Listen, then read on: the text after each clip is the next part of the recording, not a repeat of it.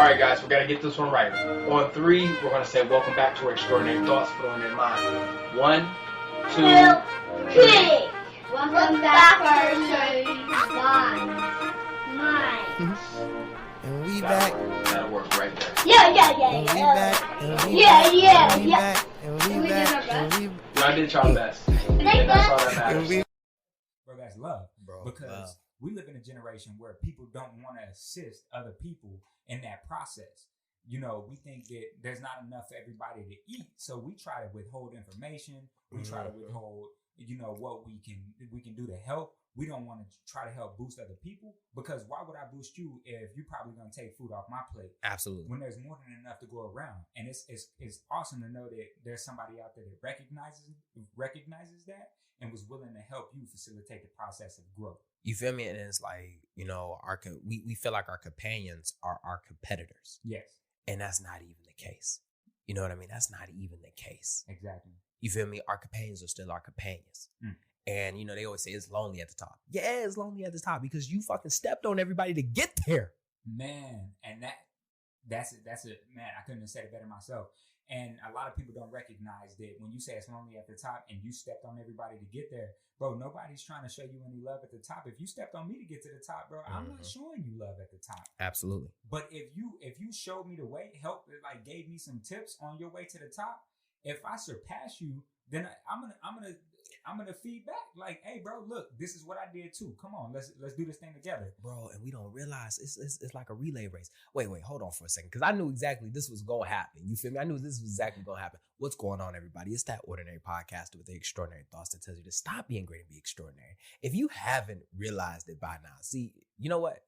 A lot of y'all probably wouldn't realize it by now, because when we did that episode, that was back in season 1.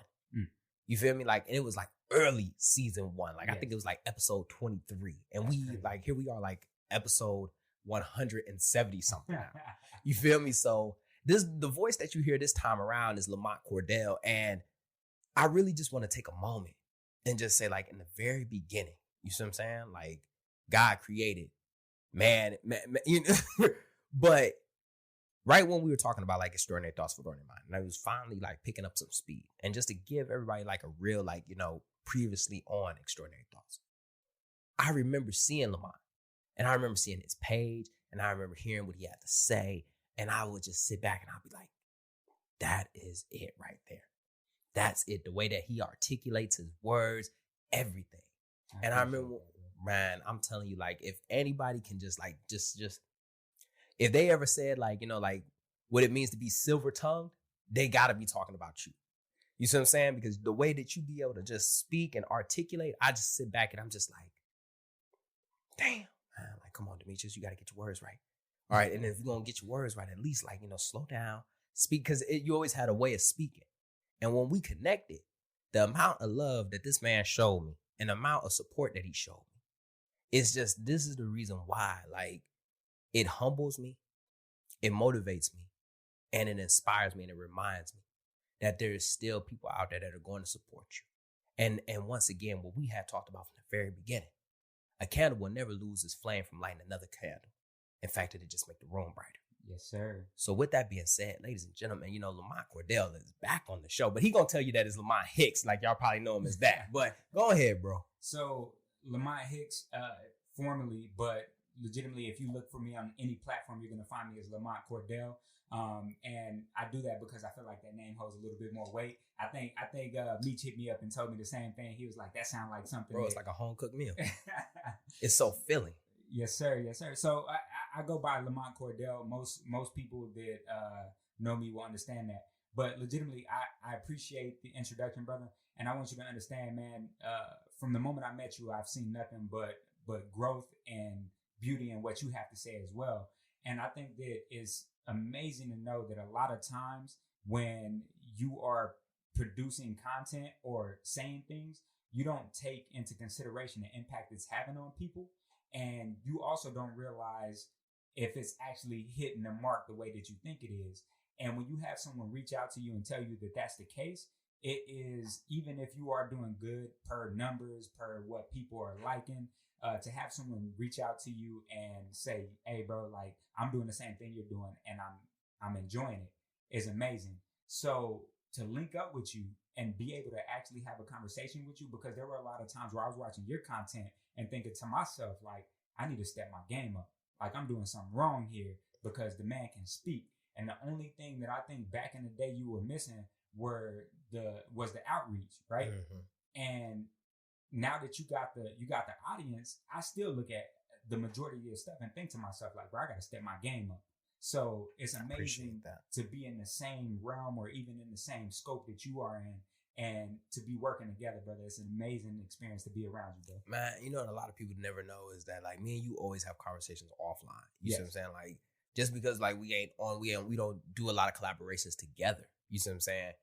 Me and you have a lot of conversations offline. Yes. You feel me? And there's and once again, like, you know, thank you so much for that opportunity, because there's a video on my feed of when I spoke to the veterans. Yes. Lamont was the one that actually plugged me for that. You know, like, he was the one like, hey, you know, this would be a good event for you to go to and stuff like that. And because of that, you know, people have reached out. I was like, hey, I heard you speak at this veterans event. Bro, I remember when I was walking up that, man, where it was at. Yes. where I was at were two different locations. Yes. And I remember having to walk up there in like some slides, bro. Like, I had to go up a hill, bro. It was bad, bro. Yeah. And a turtleneck. Yeah. Bad, bro. It was bad. So I appreciated it. It was love. You killed it. And the funny thing is, and most people don't know, I for that situation where he went and spoke to those veterans, I went to a high school. I'm currently a recruiter for the Marine Corps. So I went to a high school and I was speaking in front of the students, the graduating class. And after I spoke, they asked me to come to an event and speak for Veterans Day. And I was prepping to go to, I think, Sacramento with my wife at the time. So I couldn't make it to the event.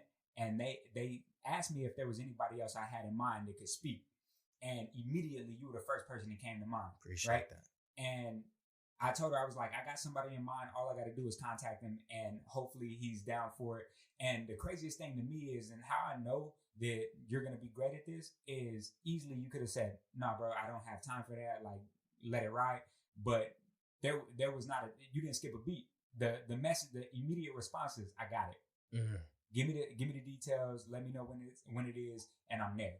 And bro, I didn't hear anything else about it until you post a video. And then when I seen the video, I was like, oh, that man doing his thing. Man, I appreciate that, man. I appreciate that. Because I remember being at that event, and I told the lady this. I said, ma'am, I need you to record. I need you to hold my camera and record. That taught me a big lesson that day. One, bring your own videographer.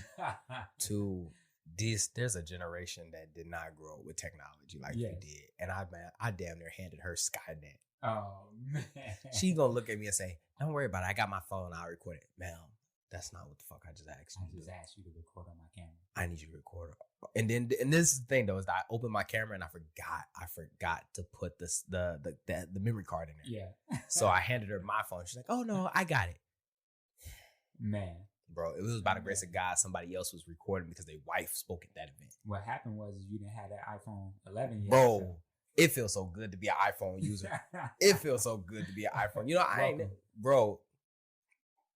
Even though I got an iPhone 8, so I'm back here slipping on my pillow. Bro, iPhones are so powerful, bro. Like, and this is free. This is like shameless plugs for Apple, right? But the one thing that always just remains is the need for validation. Yeah. And I bring up validation because you never realize, in your words, what do you mean? What do you think validation is?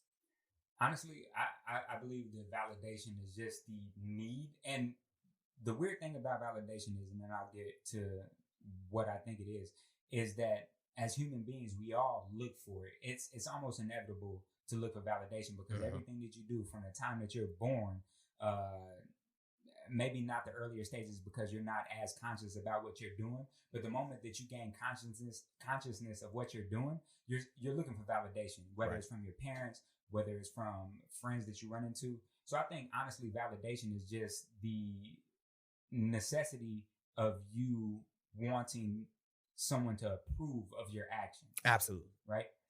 So as adults, we look for it all the time in everything that we do. I mean, you just wrote a book and you had an event in San Diego. Had nobody shown up to that event, you'd have taken the fact that nobody showed up to that event and written yourself as a failure. Absolutely. Because you needed that validation, right? And created a hate episode. hate episode which came from that, right? So with that being said, regardless of who we are, you could be Brad Pitt, somebody that is world renowned. You could be freaking Tyler Perry, who's made millions of movies. But the moment that you create one that busts and you don't get the validation that you're used to getting, you immediately write yourself off. Absolutely. Like, maybe I don't have it anymore. Maybe I'm not good enough. When in all actuality, when it comes to validation, you got to stop writing yourself off because of stuff like that. Because everything that we do in life has it ebbs and flows, right? Mm-hmm. So you're gonna have moments where your podcast ain't doing so hot, and if you allow those dips to determine your fate, then it's gonna keep going down. But if you realize that as long as you love your craft and you keep plugging away at it, then it's gonna start to go back up. Absolutely. And you know, I was just about to ask you this. Do you feel like validation, or do you think validation has a big part in someone's, how do you say this, consistency? I do. I think that the moment that we don't have the people clapping for us or cheering for us is the moment that we withdraw from some of the things that we do. And it's sad because if you have passion for something, and you really got to take into consideration what you think you have passion for, because if you're only doing it for the praise, then you'll never find fulfillment in the first place. You'll never find enough praise. Exactly. Boom. You said it better than I could. You'll never find enough praise if you're only doing it for the praise, right? But if you're doing what you're doing because you love it, regardless of what type of validation you get, you're going to continue to put that stuff out there, and you'll get the praise back. Because one thing that we do as human beings is we love people that enjoy what they're doing. Oh, yes, sir. Right? And you could tell who enjoys what they do and who does not enjoy what they do. Yes. You can tell. And we talked about that earlier. You can tell when someone's doing something just for the praise too. Right? Just for the likes, just for the comments, X, Y, and Z. Exactly. And I was talking to one of my coworkers about this yesterday, actually, but in reference to my profile, right? She was saying that she really doesn't believe in the motivational thing, and it's not a thing for her. And I get that. I completely understand that. And I was trying to explain to her that for me, it's not about the audience, honestly. And you said this before, talking to the audience that was there at your book reading, right? You said that you don't want to have an impact on the world. Legitimately, you're saying what you're saying because you've seen some things that were broken in you, and you're trying to fix those things. And as you're fixing those things, you realize that there's a revelation happening, and you're releasing that information in hopes that maybe what I'm going through and fixing can help someone else fix their stuff. Absolutely. Right? And the craziest thing about that is that's what I do too, right? And if it impacts somebody, it does. If it doesn't, it doesn't, right? And I think that is the way things should be done. If you're doing it for the simple fact that you want to get the praise, then eventually that goes away. You don't love what you're doing anymore. It's not fun to you, right? And I believe that you genuinely love what you're doing when you're doing this speaking, because you're speaking to yourself. Bro, and you know, I'm a strong believer in that you got to be able to do this. You got to do what you love. And I preach do what you love so much, because when you do what you love, you never work a day in your life.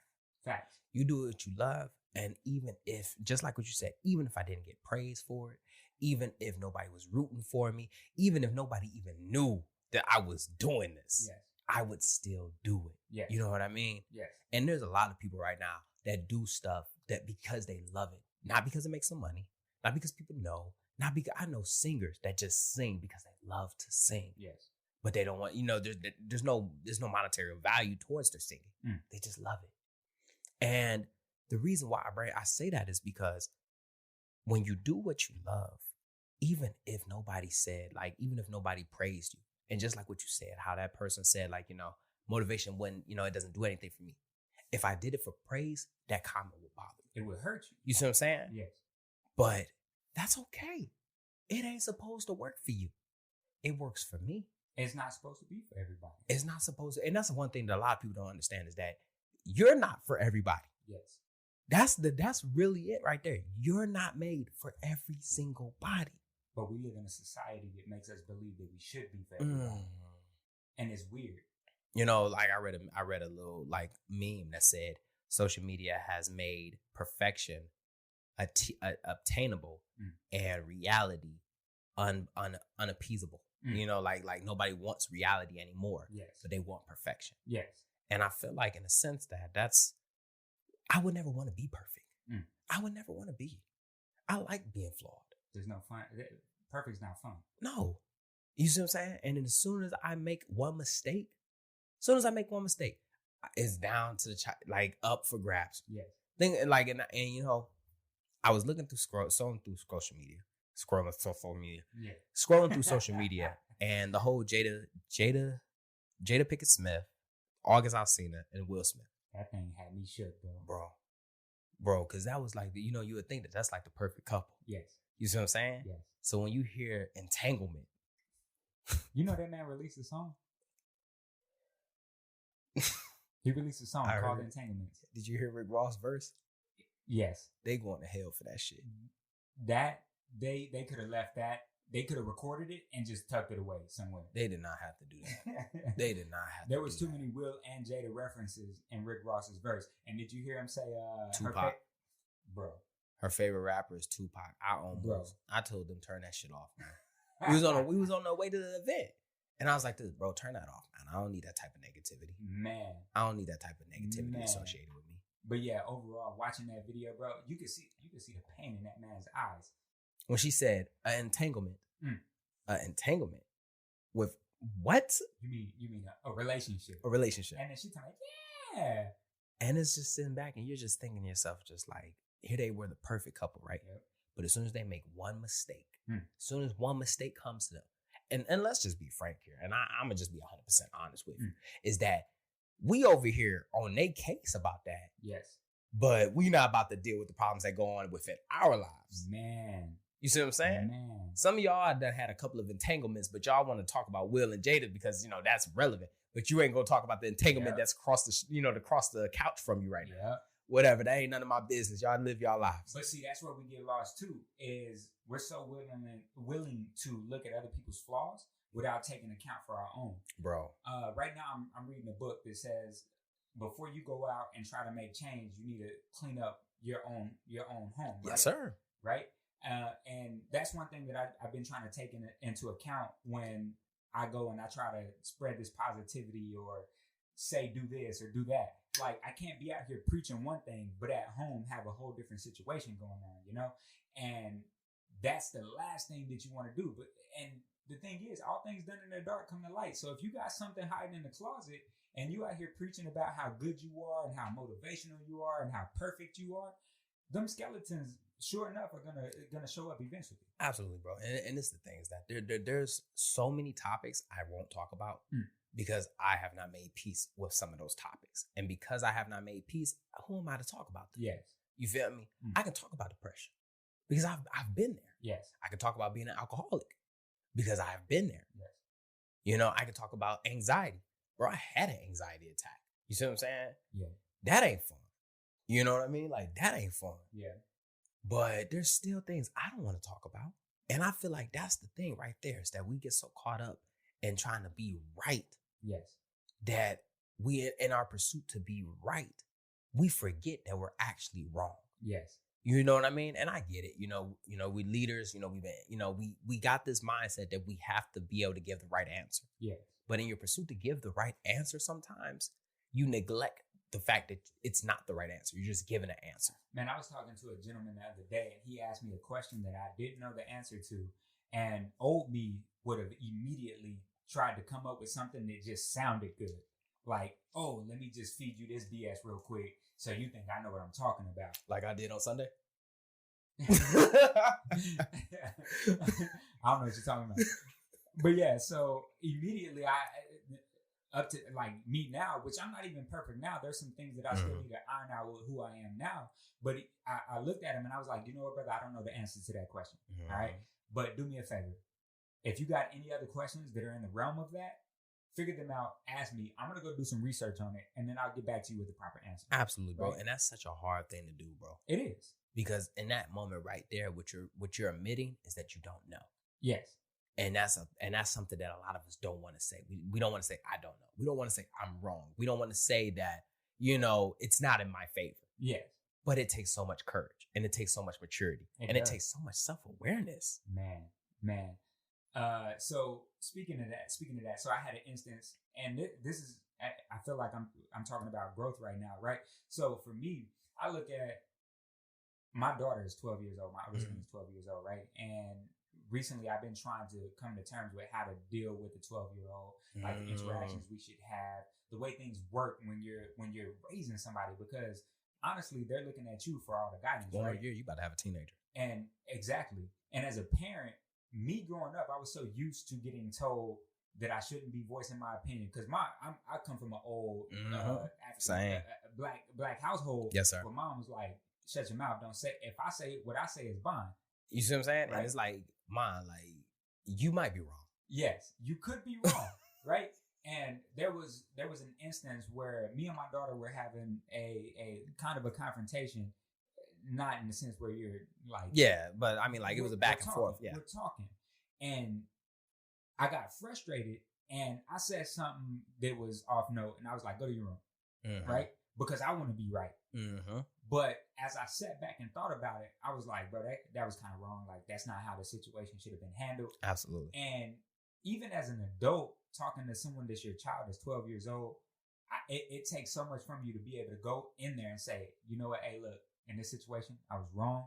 And this is how I should have handled the situation. I did not handle that way. And I apologize. You did that? Yeah. I applaud that, bro. That's it right there, man. It was hard, though. That's big, bro. I sat on the couch for like 10 minutes before I could go in there and do it, because I had to talk myself up to it. But at the same token, that's within my household. How often do we do that amongst other people where we don't know the answers, or we do something wrong, and instead of admitting that it was wrong, we like to just be like, nah, I'm going to take the dub. I want to always just say that I'm right. Bro, I tried to do that with my kids one time, my oldest two, because they at that age right now where they just, man, like my oldest is 7, my son, he's 5. Yeah. So I forgot what they did. I know it had something to do with podcasting and them. Yes. And I think it had a lot to do with the fact that they were raising hell outside of the studio. Like, while you're trying to do your thing. Oh, yeah.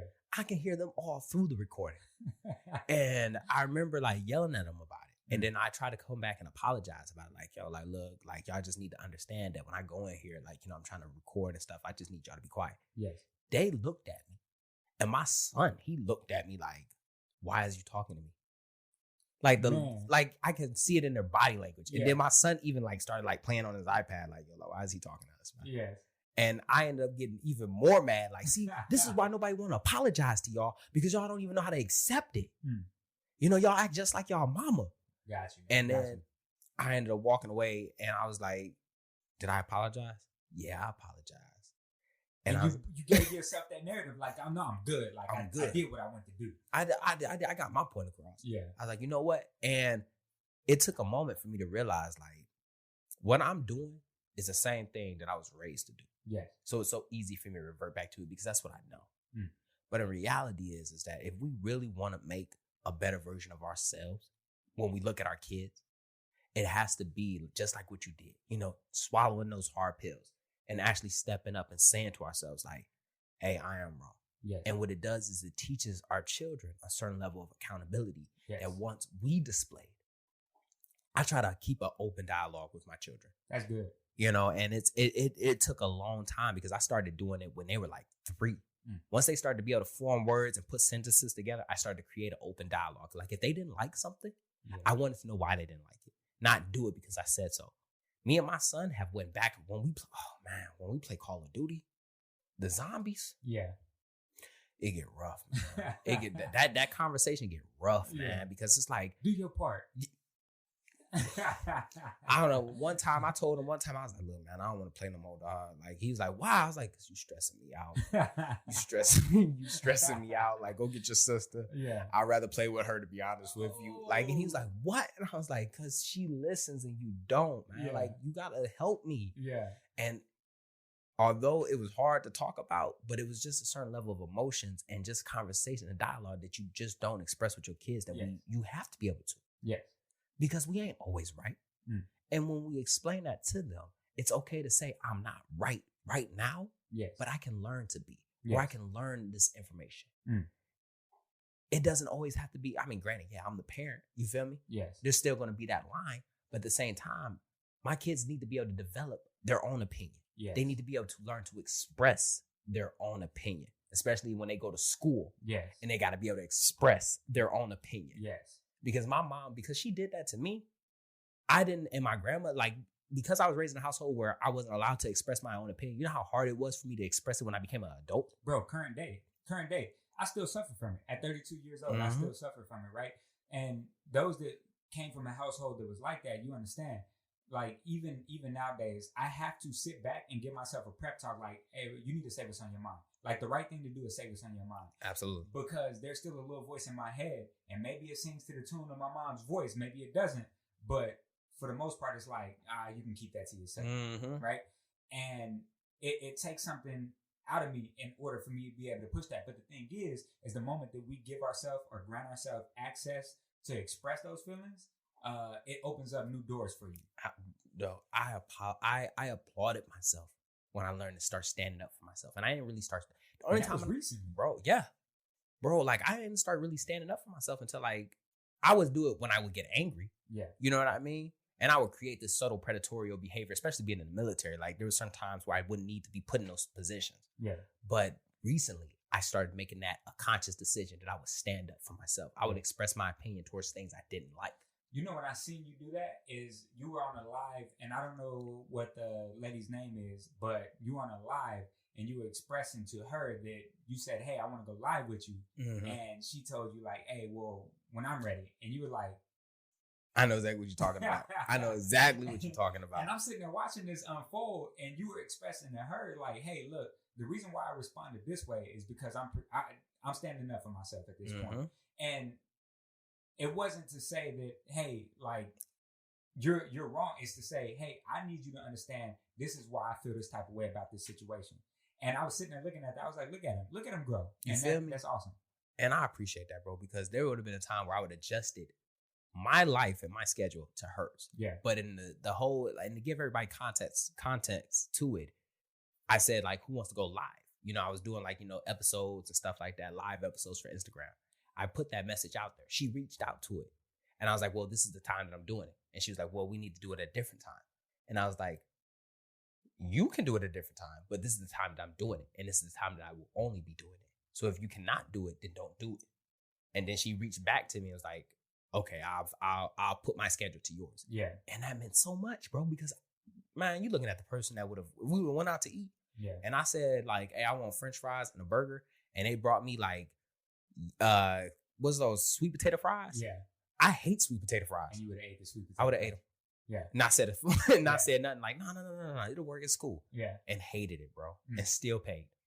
Like, so it's a big step. You know what's funny though, because I noticed the direction in which you're growing, and I respect it because honestly, as someone that is trying to navigate what it is that we're doing here, you got to have respect for your time because you don't get that back. And if there's a time slot for something you're trying to do, you know, people got to understand, like, you got to be able to adjust what you got going on, especially if you're trying to associate yourself with what I got going on, right? And I was talking to my wife and I was like, hey, I think I'm going to go do a podcast with Meech. And she was like, well, because they're getting ready to go to Sacramento. And she was like, well, why can't you do it once we leave? And I was like, because we talked about it earlier this week and we already set a date. And imagine this. I was like, we're talking about Meech, somebody that maybe you don't feel is, you know, at the stature that other people are when it comes to podcasting. But at the same time, if one of those people were to hit me up, and these people got time slots for their people, and I would be like, hey, bro, like, I can't be there at that time. I need you to adjust to this time. Maybe like, bro, I'll find somebody else. And I need to treat Meech with the same respect because at some point, that's going to be the case. And maybe even this could spoil the relationship. Like, maybe I hit you up and be like, hey, bro, I need you to adjust to my time. You be like, bro, I ain't got time for that. Who, like, first of all, who you think you are? So with me coming on your show, it's one of those things that, okay, well, I need to adjust myself to what you got going on. Because maybe you got something pressed this weekend or next week, and you only got this one spot that's available for us. And I appreciate that, bro. I appreciate that so much, man. Just for the simple fact that, like, somebody actually told me to start respecting my show. And I didn't understand what they meant because, I thought like I respected it. Yes. But there were certain things that I was doing with my show that you can tell that I wasn't respecting. Okay. I would set up like time slots, cancel last minute. I'm not proud of doing that, but I would allow life to just get the best of me. Yeah. And just be like, all right, hey, look, we're going to have to push that to another day. Yeah. You feel me? Or I would be missing episodes myself. Yeah. The inconsistency. I started to develop an inconsistency. Yeah. Oversleep when I wasn't supposed to. Yeah. Put up a last minute, hey, no episode for today. Yeah. And they said, you need to start respecting your show because of how powerful it is. Yes. And until you start respecting your show, that's when people will start respecting it. And that makes sense. You see what I'm saying? Yes. And that's one thing that I don't know who needs to hear that. But I don't know who needs to hear that. But until you start respecting yourself, ain't nobody else gonna respect you. Man, and low key, I think G-Man, and I don't know if anybody or the people that listen know who G-Man is, but I think he said it the best at your event. He was like, it used to make me mad when people would say, oh, your little podcast or your little event or your little boot camp, like nothing that you do is little. Anything that you got going on, you should be thinking that it's the biggest thing in the world because it very well could be. Because everybody that gets to the level in which they are at the top of the level. So people like Kevin Hart, people like, for those that listen to motivational speakers, people like E.T., people like Tony Robbins, they started off from the bottom. And if they didn't respect and appreciate what they had at the bottom, they probably would have never made it to the top. You see what I'm saying? And when people say that shit, like, you're little this, that's invalidation. It is. You see what I'm saying? Like, you're invalidating how much time and effort I put into something. Yeah. Because he's right. And I remember him saying this. Because you remember, like, he was like, hey, Meech, you need to start getting some NDAs around here.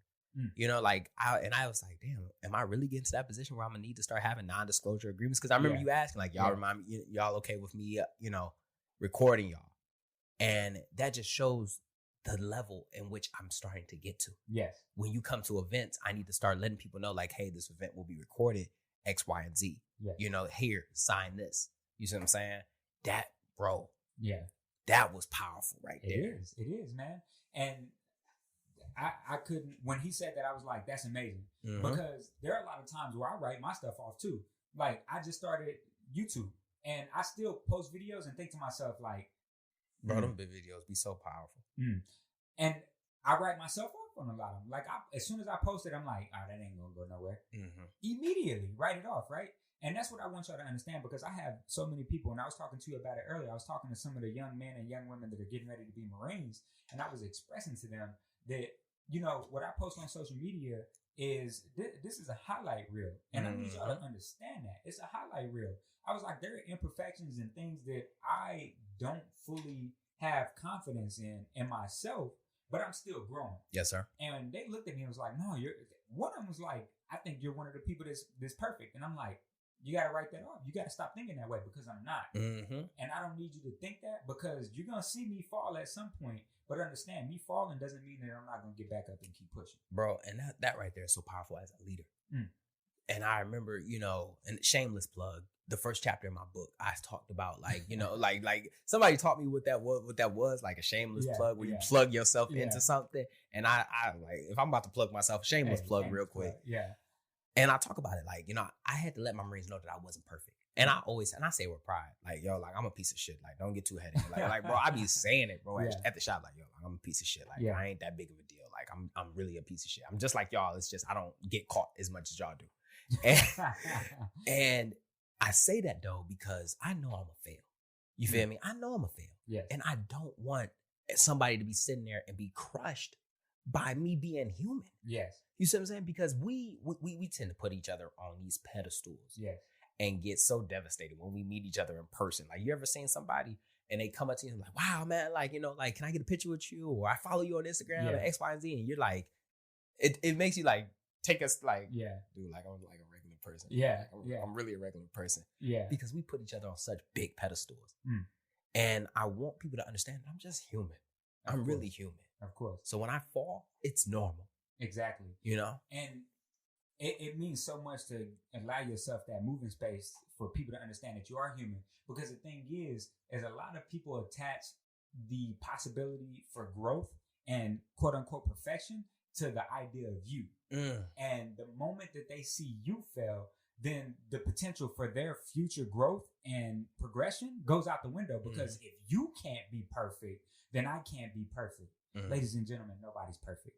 It's not in the contract. It's not in the contract. Nobody's perfect. Nobody's going to be perfect. And the moment that you realize that failure is part of the process is the moment that you realize that in order to get to where you want to be, that failure is what you should be striving for. Not saying that you should be releasing or doing things subpar, but understand that as you collect those small victories, that failure is in the contract no matter what. Absolutely. Absolutely. You know, and I bring that up because there has been so many times where like I'll make a mistake on a word. Like the event Sunday, bro, I did not want to read out loud. Bro, my reading is atrocious. It'd be like that. Bro, and you know what it is I get nervous and I start reading fast. And the thing is that like I'm reading fast, but I'm not processing fast enough. Gotcha. So my mouth and my brain they're not synced. Yeah. So I might be I might be saying something at the bottom of the page, but I just read the top. Yes. And I'm just like, dog, like I don't want to do this. And I was so nervous at the event. I was sitting back, I was like, dog, like I hope nobody sees that. Like, come on, don't get this on camera. Don't get this on camera. And it just was, to be able to do it in front of everybody just shows like, look, one of the biggest things that we can do is step out in front of our failures. Yes. To get ahead of our failures. Yes. Don't be consumed by your failures, but ride that failure. Get ahead of it. So that way you know what's going on and you can be able to move forward with it. Yeah. And I think that's the most powerful thing right there. It is. It's a super powerful thing to be able to get ahead of your failures, man. And take them with a grain of salt. Understand that as long as you keep putting one foot in front of another, eventually you're going to take bits and pieces from those failures and learn what not to do in order for you to continue to make progress. And the moment that you start turning a blind eye to the failures and not picking up on what made you fail in that attempt is the moment that you're going to find yourself stagnant. So as long as you're learning from your failures, then forward progression is all you get in return. Absolutely, man. Now, speaking of forward progression, man, don't you got a podcast coming out? Man. So, yes, I intend to do a podcast. Yes, sir. And I have already scheduled the platform. I got the platform. I got the name. It's going to be Go ahead, shamelessly plug it. It's going to be called On Second Thought with Lamont Cordell. And the whole purpose of it is just for us to kind of have candid conversations the way that me and Meech are having right now and express some of the things that we've learned about ourselves or things that we're going through or things that we're currently studying and just get an idea, because long form communication, it got lost somewhere. And for some reason right now, it's starting to become a commodity again, where people want to listen to genuine conversations between one another. This podcast episode is not going to be perfect, and it wasn't meant to be. And the reason being is because when Meech and I get together, that would have been a mess right there. Meech and I get together, we like to just discuss things that are on our minds, things that we're dealing with at the time, and it helps push the envelope forward. So maybe we say something that strikes a chord with you, maybe we don't. But if we do, then you get to take that gem and do something with it. And just like that, another extraordinary thought left this ordinary mind. I hope you enjoyed this episode half as much as I enjoyed making it. Stay tuned Mondays and Fridays. Don't forget to follow me on Instagram at Meech Speaks. Once again, that's Meech Speaks. Meech is spelled Meech. Don't forget to share this podcast, subscribe to this podcast, follow this podcast, pass this podcast to somebody, because this podcast was dedicated to helping everyone become a better version of themselves. Even though I don't know what that type of version is, I just know that you can be better. Lastly, don't forget to grab your copy of The Extraordinary Thought from the Ordinary Mind, available on Amazon, Barnes & Nobles. I think there's an electrical copy. You know what it is. Stay hungry, stay motivated. I'm out.